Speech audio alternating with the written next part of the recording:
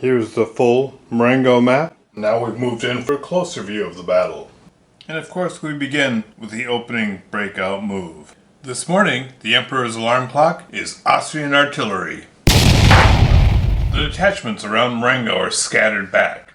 That was the Austrian breakout move. Now we begin with turn 1, early morning. In the early morning hours, with the Austrians on the move, Napoleon and Murat begin heading forward. You can just see the tip of Murat's cavalry as they move ahead. On the Austrian right flank, Melas' troops contact the French. The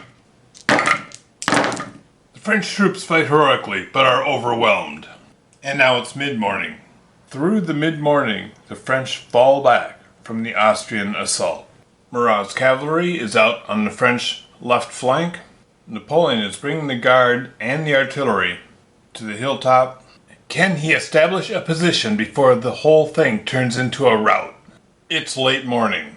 Murat's cuirassiers charge the forward Austrian troops, driving them away from the bags, which Victor pulls back. It's late morning. Murat's cuirassiers seem to have broken up the Austrian advance on the right. On the left, French troops in Castle Siriolo hold out against an assault by Austrian light troops. The French deliver a stinging rebuke to the Austrian troops, and then fall back to the hills in good order. It's midday. The French seem to have frustrated the Austrian advance, but the Austrian artillery has now been brought to the fore. This could be trouble. And the Austrian artillery opens up on the French line. French hold, but the damage is telling. Bonaparte deploys bags. He means to hold. The French cuirassiers are surrounded and trapped. They are run down and destroyed. On the Austrian far right, they surprise a small French detachment, who do what they can, but they are overwhelmed. The Austrian drive in center. The French fight desperately, but are wiped out. It's early afternoon. Murat does what he can to hold on to the line. And then disaster for the French. In the early afternoon, the Austrian Grenadiers charge the unpacked bags. Grenadiers piercing the center of the line is too much.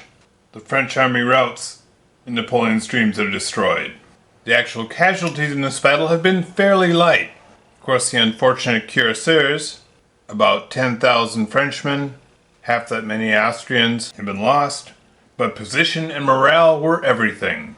This time, poor Desai was a chit draw too late, and that was a very good game. Hey gang, a little color commentary here at the end. One of the things I really enjoy about pub battles is the baggage train rule and the way it makes you think and weigh consequences. The French player really wanted to hold that line where it was, or he'd have to fall back a lot farther. So Napoleon deployed bags, and ultimately that was his downfall. Melas got an early draw and was able to attack before the French could cover it.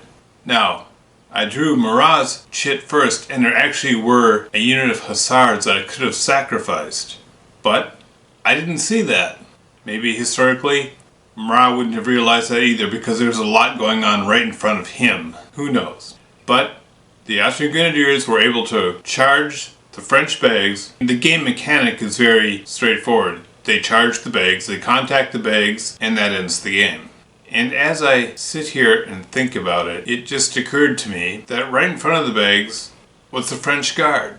Napoleon's chit had yet to be drawn. When Napoleon's chit was drawn, the Guard could have countercharged.